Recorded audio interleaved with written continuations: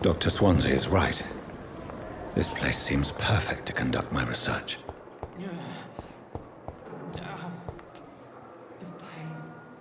Good evening, miss. I'm Dr. Reed, the new surgeon at the Pembroke Hospital. And who are you? Your name has no meaning to me, mortal. You're nothing but dust blown by the winds of eternity. I beg your pardon? What are you begging for, mortal? My clemency? Well, tonight maybe I'm inclined to mercy. You'll never forget the night you met Thelma Howcroft. You keep calling me mortal. Why is that? And if I'm mortal, what are you? Well, Dr. Reed, if you must know, I'm a vampire.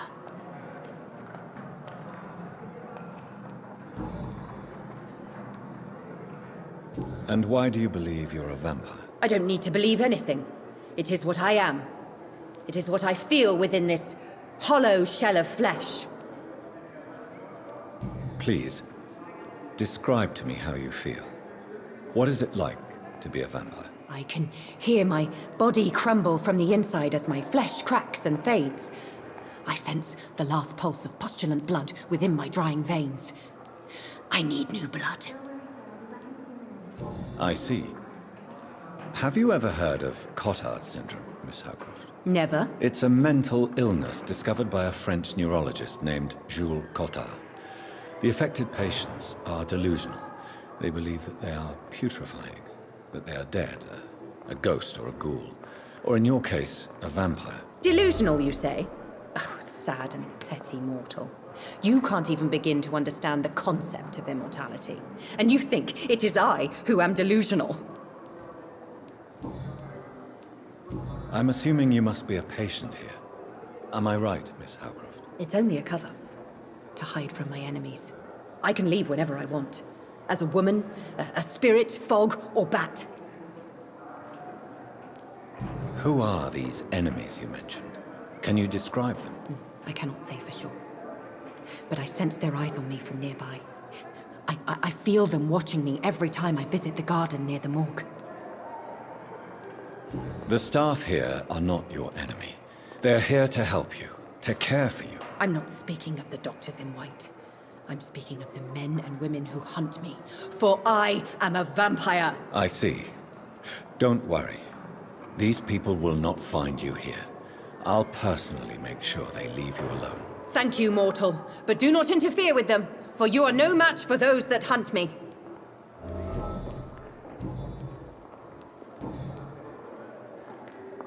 Who are you really, Miss Howcroft?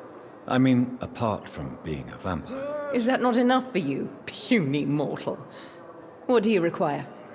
Proof of my powers? I'm curious to know who you were before becoming a vampire. No, it was such a long time ago, I don't remember. Centuries of unholy life can have strange effects on one's minds, you see?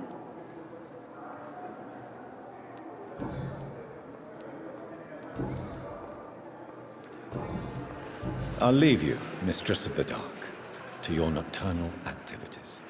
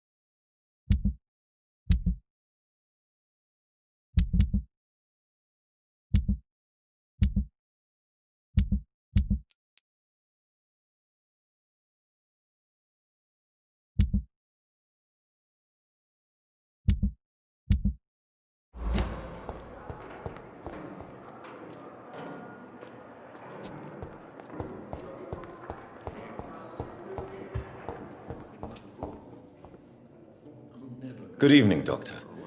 I believe we're going to be working together. Dr. Reed. Dr. Swansea informed us of your arrival, but I could not dare to believe we'd have such good fortune. Such an honor, sir. Thank you. And you are? I am Thoreau Strickland, Dr. Thoreau Strickland. I'm a great admirer of your work, Dr. Reed.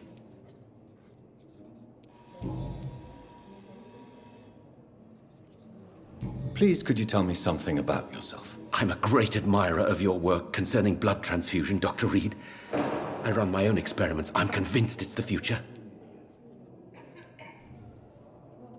What made you choose to be a doctor? I'm not ashamed to admit you and your work have inspired me.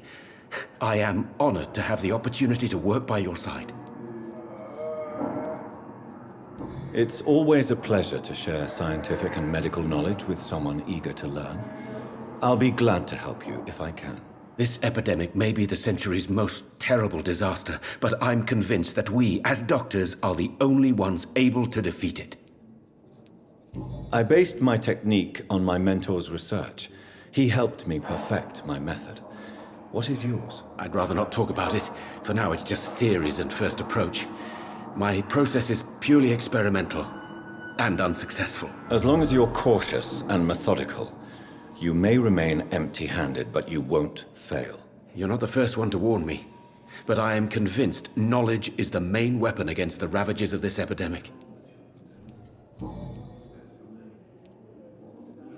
What can you tell me about the Pembroke? Well, it has always been an honor to work with Dr. Swansea. But with your arrival, I can't think of a better opportunity to learn about blood transfusion. You seem quite optimistic. It's a rare and precious attitude in these difficult times. I'm convinced that this epidemic is a test of endurance and dedication for us men of science. Questions remain about our capacity to resolve the situation. True.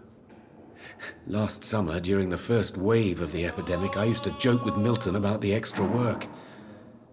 We're not smiling now. Do you need help with anything in particular? Well, yes, maybe. I'm waiting for a batch of products I ordered for my personal research, yet my supplier seems to have vanished. Do you want me to play the errand boy for you? Oh no, Dr. Reed.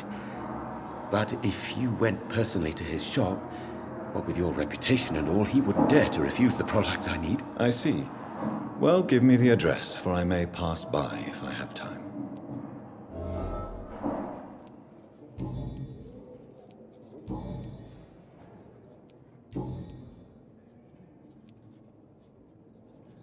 Tell me more about your willingness to experiment with new medical techniques. Harvey Fiddick is a patient suffering from a severe injury that could cripple him if not treated correctly.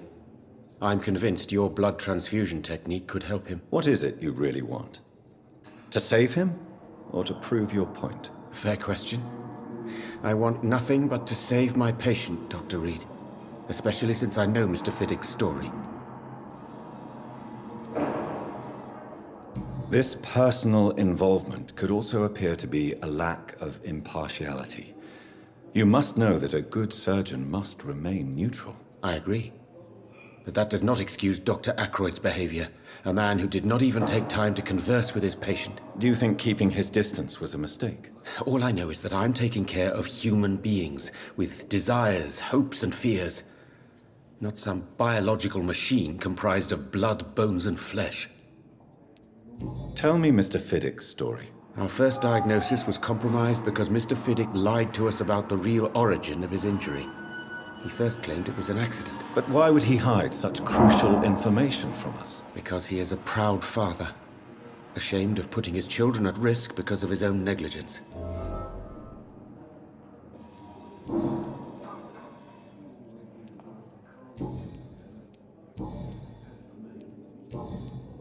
Goodbye, Dr. Strickland. Good evening, sir. I'm Dr. Reed. I believe we're going to be colleagues. Reed? Yes, I've been informed about your arrival. I'm Waverly Ackroyd. Welcome aboard, I suppose. Does my arrival inconvenience you in some way, Dr. Ackroyd? Let us just say that I don't particularly share Dr. Swansea's enthusiasm for hiring you. What we need here are reliable professionals, not overrated dabblers. If you have a problem with me, Dr. Ackroyd, please feel free to tell me. Dr. Swansea has imposed your presence on this hospital without asking anyone's advice. The benefit of his position. But I don't agree with it. I know we've never met before, but I believe this hospital could use all the help it can get. You will agree with that, I'm sure. Oh, but I have heard about you, Dr. Reed. Of course, you can't say the same about me, since I have not wasted my time courting the press. There is no need for such animosity between us. Don't you think the epidemic is already enough to deal with? That is one point we could agree on. And that is precisely why I want to be sure that you will be of help to this hospital, instead of a burden. Since your tenure in this hospital is longer than mine, perhaps you can tell me more about this place. Let's just say I'm tired of the carelessness around me. I have always respected the skills of Dr. Swansea, but over time his enthusiasm has become displaced. Carelessness? Exactly what are you talking about? We're here to save lives. The people who trust us are not volunteering for experimentation. They're here to be healed. I don't intend to run any radical experiments, Doctor. Even if I, as any good practitioner should, express an interest in pushing the boundaries of medical research. Modern medical methods were created through audacity and ego. But there are rules in our line of work, and they're here to protect our patients. Tell me, Waverly, what do you think of Dr. Strickland's enthusiasm for his experimental research? Strickland is playing with his patients' lives for pride and glory. Now that, sir, is unethical. Are you thinking about something in particular? Harvey Fiddick needs delicate surgery. I believe we should stick to the usual procedure, but my young colleague obviously disagrees. And are you not afraid that your rivalry with Strickland may be blinding you? Rivalry? I guess you could call it that. But I will never be childish enough to let my personal feelings affect my judgment. Why do you wish to lead this surgery? I strongly believe that Mr. Fiddick should not be butchered to test an unproven procedure. I really hope you're right about this, Dr. Ackroyd. I'm trusting your judgment on this. I'm not the kind of man who runs away from his responsibilities, Dr. Reed. There is no need for you to be looking over my shoulder.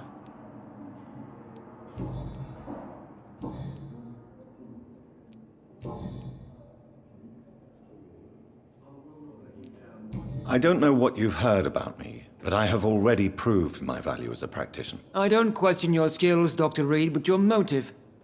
Is it money, fame, or are you truly dedicated? And what exactly is that supposed to mean? I served in the war just like you. But unlike you, I did not use the wounded to play the modern sorcerer. Be careful what you insinuate, Dr. Ackroyd. I only want you to admit you used those men to improve your theories.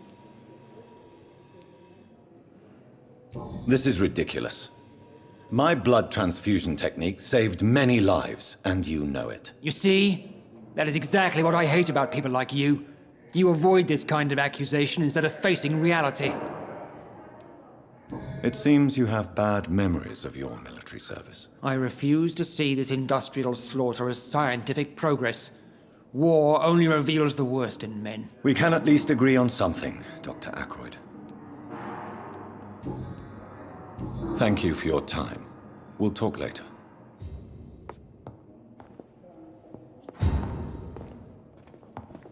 Good evening, sir. Doctor. What can I do for you, Doctor? Thank you, Nurse Crane.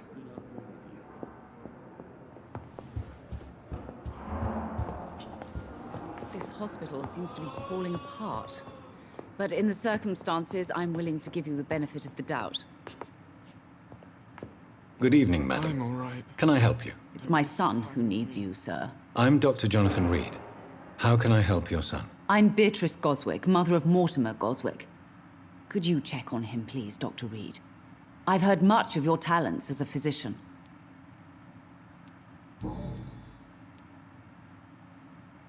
What can you tell me about yourself, Mrs. Goswick? Not much to say.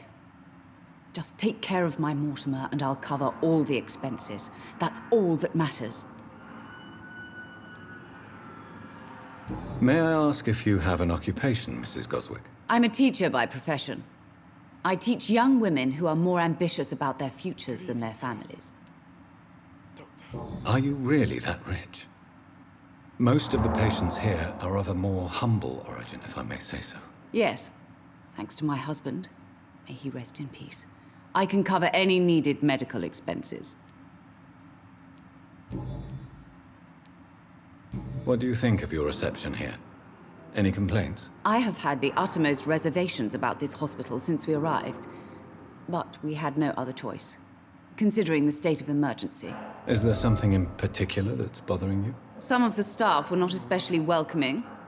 I suspect they're not accustomed to dealing with patients of such social standing. Tell me more about your arrival at the Pembroke Hospital. What gave you such a bad first impression? The ambulance driver was quite rude, for a start. And that nurse, Miss Hawkins, seems to have quite a dubious attitude. What do you mean? She managed to secure a bed for my son despite the epidemic. It was a relief, but it wasn't cheap. She charged you for a bed? Yes, and I paid without question, considering the urgency of the situation. I share your concern, Mrs. Goswick. Be sure that I'll talk to the people involved. I don't expect compensation, Dr. Reed. But I'm aware such behavior would not be tolerated in other hospitals. I'm all right. Don't waste your time with me. Goodbye, Mrs. Goswick. Good evening. I'm Dr. Reed. Can I help at all? No, Really? Why are you here, then? I don't want to talk. My throat hurts too much. I suppose that this pain is the reason you're here. Is someone taking care of you? Yes. And no. Could you at least tell me your name, sir? Mortimer. Mortimer Goswick.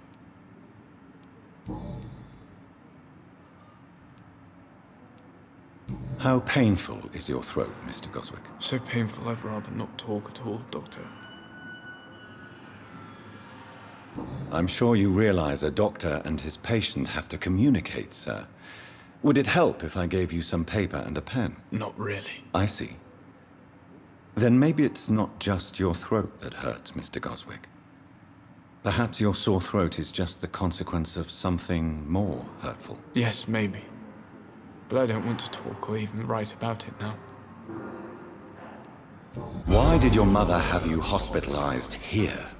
She seems convinced this is a bad hospital. My mother just wants the best for me. She won't rest while I'm here. She'd go all the way to hell and back to help me. Pembroke Hospital may look unorthodox, but rest assured you're in good hands here. It's not me you have to convince, Dr. Reed. It's my mother. Is your mother bothering you? As your doctor, I can ask her to leave you alone if you would prefer. That's tempting, Doctor. But you have no idea what my mother is capable of. She would tie herself to my bed if you asked her to leave. How painful is your throat, Mr. Goswick? So painful I'd rather not talk at all, Doctor. I'll let you get some rest, then. Good evening, sir. Doctor.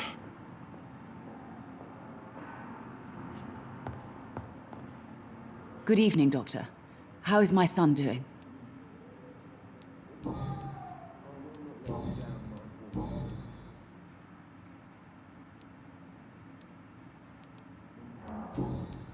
Goodbye, Mrs. Goswick. You always knew the words to calm the children, Ellen. What can I do for you, Doctor? Thank you, Nurse Crane. I'm all right. Don't waste your time with me.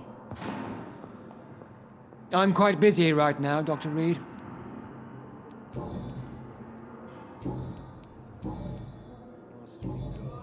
Thank you for your time. We'll talk later. Never could keep anything from her.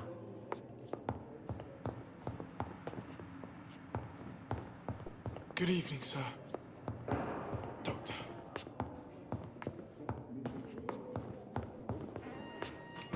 Good evening, sir. I'm Dr. Reed. May I help you? I don't know if a third opinion is needed. Your colleagues are already arguing about my condition. I see. Would you mind telling me more about your situation? I'm Harvey Fiddick. All I want is to get me bloody arm fixed properly. Tell me about yourself, Mr. Fiddick. I'm just a regular guy waiting to get his arm fixed, so I can return to work and to my family. I was more curious about what you were doing before being hospitalized. I'm a carpenter, and a good one too. But that means I need both arms to feed my family, Dr. Reed. Are you satisfied with your treatment here? Well, it's clear that I've chosen a bad time to be injured. Forgive my bluntness, but you seem overwhelmed by cases of the flu. I won't lie to you about it. I'm afraid we are. Are you sure you don't want to operate yourself, Dr. Reed? I have the feeling you're very capable, and your colleagues seem to think so too. In other circumstances, you would be right. But for now, I don't think I can take on the responsibility. My apologies. Tell me about the doctors who are arguing about your case. Strickland and Aykroyd.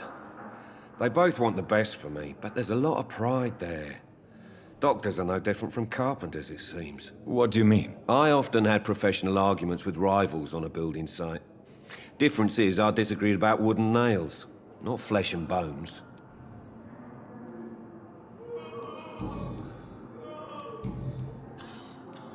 Tell me about your injury, Harvey. Why do you feel so guilty about it? My wife died because of me. And now I may lose everything because I've been careless enough to hurt myself. What an arsehole. How could your job be responsible for your wife's death? I was working a double. She went out to bring me a hot meal and got caught in a German bomb raid. You can't hold yourself responsible for your injury, Mr. Fiddick. Unless you tried to hurt yourself. Of course I didn't hurt myself. But I can't work until my arm is fixed. My children need to eat, Doctor.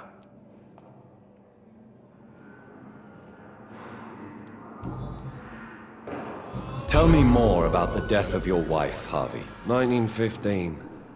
I was in the army. Building workshops for the Royal Flying Corps. Helen was happy I wasn't sent to the front. What happened? The Germans sent Zeppelins to bomb the construction site, but they missed their target. My wife was bringing my dinner when the bombs fell.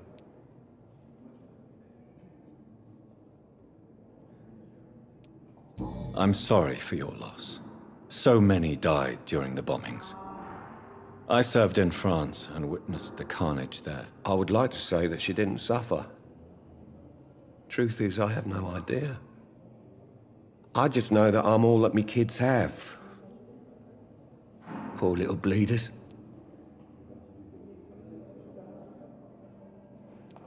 How are your children after losing their mother? They were smaller then. The only good thing about this is my Ellen didn't bring them with her that night.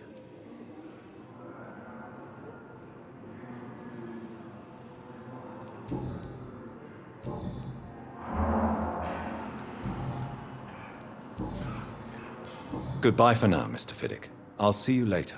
You always knew the words to calm the children, Ellen. As for me, what a blundering idiot.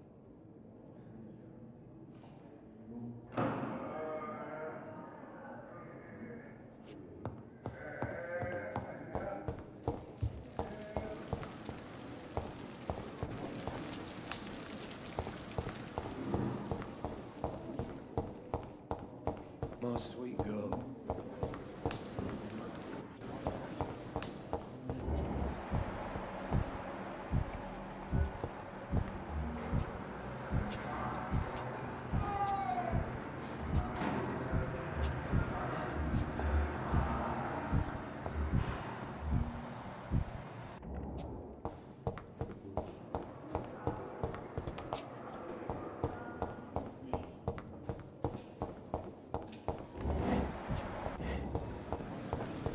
Thelma Howcroft said she was being watched by vampire hunters. Where are they hiding? I should investigate. I understand you must be very angry about this unfair situation. I managed to arrange to have you buried in the same mass grave as your I wife. cannot enter. I hope that might help.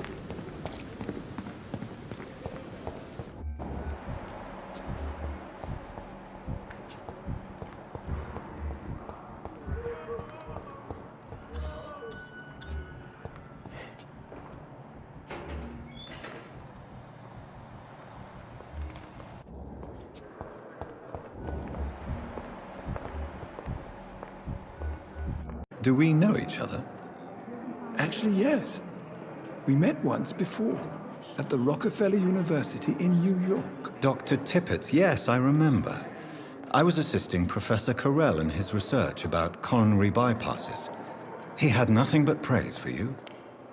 He was also very confident about your future. And look at you now. Eminent surgeon and blood transfusion specialist.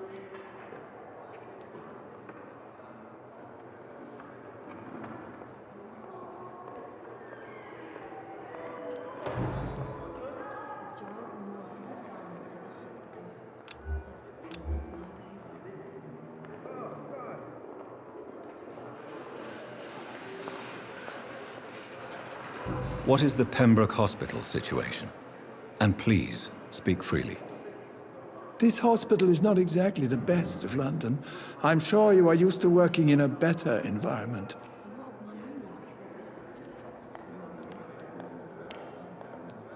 It's more than enough. In any case, the personnel of a hospital are much more important to me than the building. Don't be misled by appearances, Dr. Reed. This hospital does not lack talented people. It just lacks hope.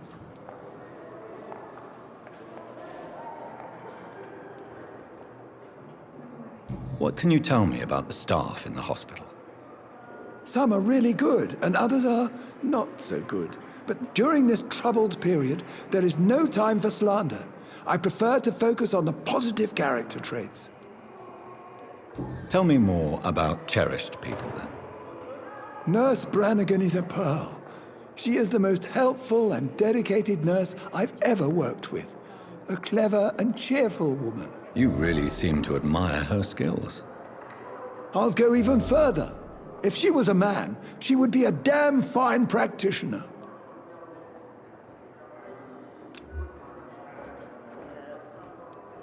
Any opinion about the management? I don't always agree with Dr. Swansea's reserve, but I must admit he does all he can to keep this facility running during this crisis. Ah, yes, the burden of command. I was fed up with this concept while serving as a medical officer. Don't get me wrong. Swansea's a good administrator. I just wish he would get out of his office now and again.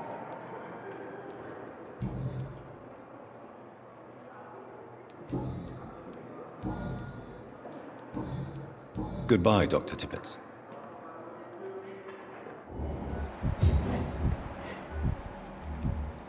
A giant morgue disguised as a hospital. That's Pembroke nowadays.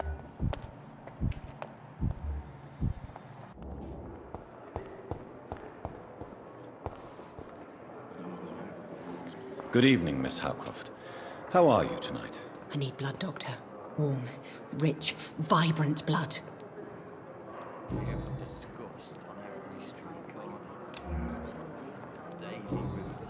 I'll leave you, Mistress of the Dark, to your nocturnal activities. Good evening, sir. Can I help you? Unless you're here to fix my face. No. I don't think you can help me. I'm Dr. Reed. I've recently taken the position of head surgeon here. War injuries, am I right? You guessed right, Doctor. German shell took my pretty little mug right off. But they still call me Thomas Elwood. Soldier, do you need assistance? I'm fine.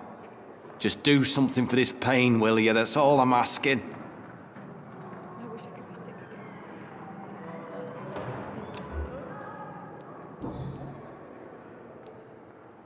How is your stay with us, Mr. Elwood? Oh, it's bliss. I just escaped death in the trenches to be surrounded again by the moans of the dying. Can I ask you precisely why you're a patient here? It's the pain, sir. The drugs don't work. It just hurts under the scars, if you get my drift. Can I do anything for your pain? Nurses gave me a bunch of pills. No effect. Told you. It's like the flames are under my skin, burning away. Who is treating you? Is someone in particular looking after your case? Nobody since the old and tired doctor spoke to me. Started to think I was forgotten about. Wouldn't blame you. You don't seem worried by that. My face hurts so much more when I smile or cry. I've learned it's easier not to speak. But be assured I'm smiling inside.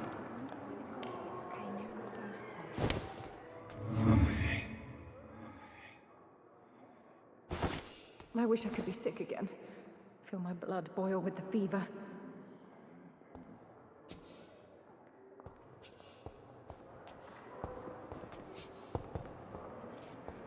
A giant morgue disguised as a hospital. That's Pembroke nowadays. Yeah. Good evening, Mr. Elwood. Evening, Dr. Reed. How is your stay with us, Mr. Elwood? Oh, it's bliss.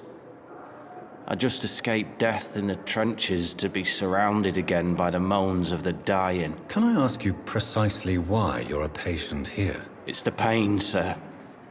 The drugs don't work. It just hurts under the scars, if you get my drift. But the suffering continues. How close are you to Miss Horcroft? Are you aware that she thinks she is a vampire? To wait for her next nibble is the best reason to stay here. Every time she approaches my bed, she treats me like something tasty. A normal person. Aren't you afraid? She may hurt you if the game goes too far. She's quite harmless, I can assure you. Her head's broken inside is all. While I'm busted on the outside. But she's still beautiful. Living proof that there's hope for me.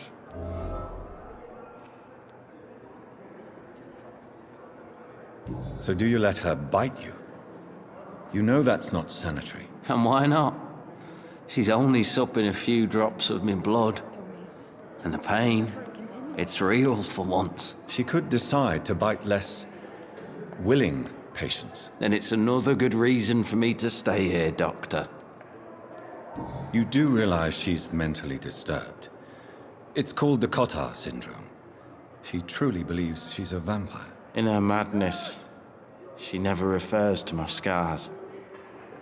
And frankly, if I could, I'd join her world. It seems much more fun than the real one. Where were you stationed, sir? Did you serve for long? I really don't want to talk about all this shit. No offense. I was pushing too much. I served in France myself. I just wanted to know what happened to you. You were an officer, weren't you?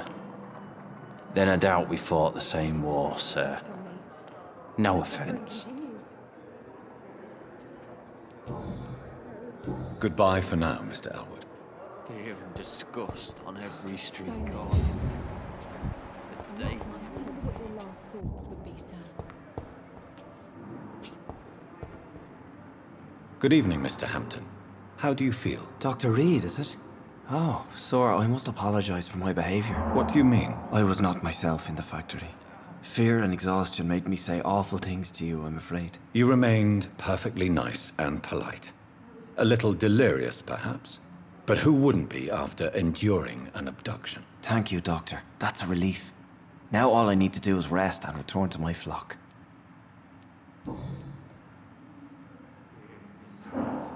How did you end up in William Bishop's den? I had received alarming news about his recent behavior. I went to his place and he refused to let me go. Why did he abduct you? William was an alcoholic. His addiction suddenly changed to blood. I don't know why. Just like a patient I met here. This Miss Hawcroft. You dared to enter this awful place alone. You're a hero, Mr. Hampton. Or a fool. I'm just a man trying to help his friends, Dr. Reed. William Bishop was a conflicted soul, searching for light. Do you know Tom Watts, the bartender from the Turtle? I met him before I found you in the canning factory. Tom? Yes, of course. Always the helping hand, good old Tom. Without men like him, corruption and despair would have wiped out the East End long ago. People are still in despair. How could it be otherwise? The authorities have left us all to rot in this contagious nightmare. No drugs, no advice, nothing. It's a damn shame. Who should I avoid in this part of town, then? Any particularly evil figures? Not really. Most men and women are just doing their best. And it's not my habit to speak ill of people I know, Doctor. What is the general situation in the East End docks? The situation has always been tough, with a lot of tensions between the gangs and the Dockers' trade union. The wet boot boys are very nervous since they lost their leader. Who leads the gang now? Since Clay Cox went missing, it's his wife Edwina who runs the show, with the assistance of her minion, Booth Digby. Has the gang been threatening you? Ah, no. I've had this nickname for so long, you know, the sad saint of the East End. No one dares to bug a saint, not even criminals.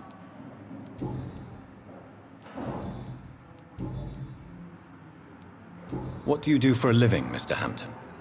I can't help but notice the cross around your neck. I manage a night asylum for the poor and homeless of the docks, and I try to guide the lost and hesitant on the right path to our Lord.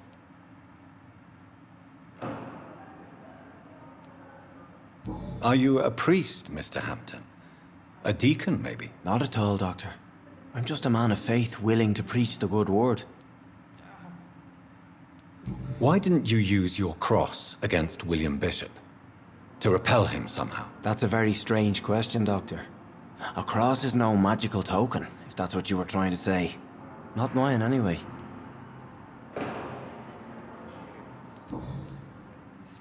How do you feel, Mr. Hampton? Medically speaking, I mean. I feel exhausted. Beyond exhaustion, actually. William drank so much of my blood in his madness. I feel empty. You're in good hands here. Dr. Swansea is well versed in blood transfusion, and I'm sure he'll take the best care of you. Thank you, sir. I believe all I need is rest. And then I can go back to the people who need me. Have you made friends since you arrived? Not really, but I recognize Miss Harriet Jones. I knew her when she lived by the docks. That poor woman had such a miserable life. You never came to see her here at Pembroke? Receiving visits when sick can be an important part of the healing process, you know. We're not just bodies. You're preaching to the converted now, Doctor. To be truly honest, I thought she was dead. She left the docks many months ago. Goodbye, Mr. Hampton. We'll talk again later.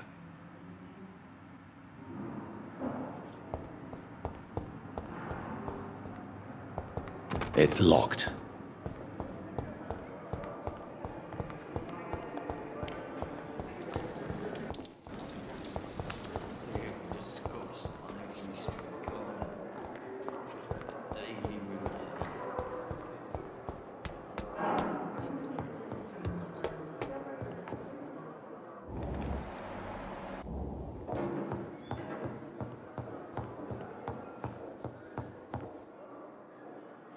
Not now.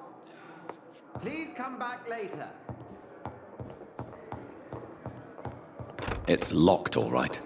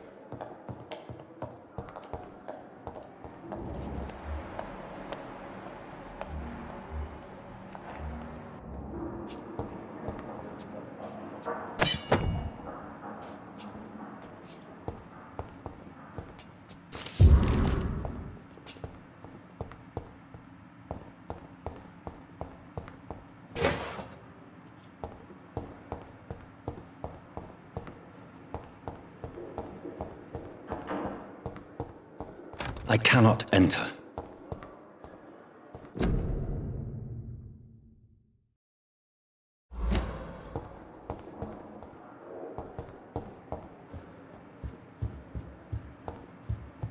It's locked, all right. It's locked.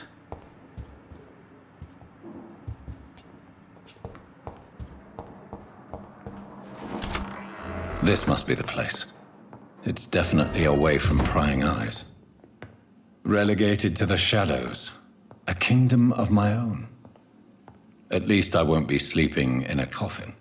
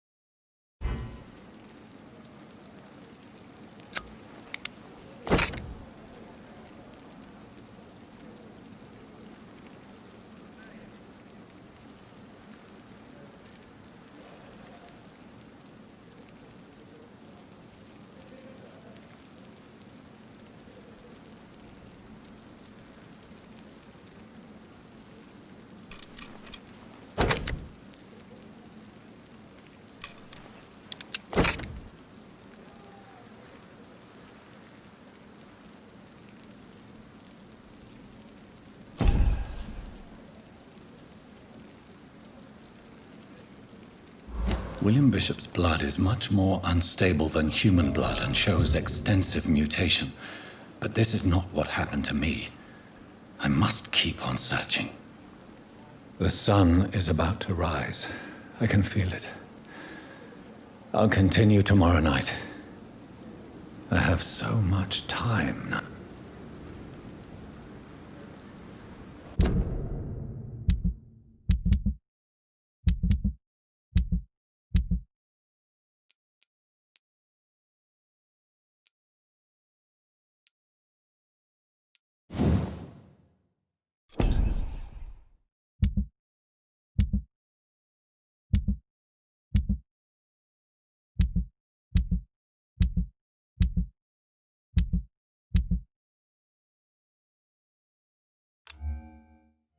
You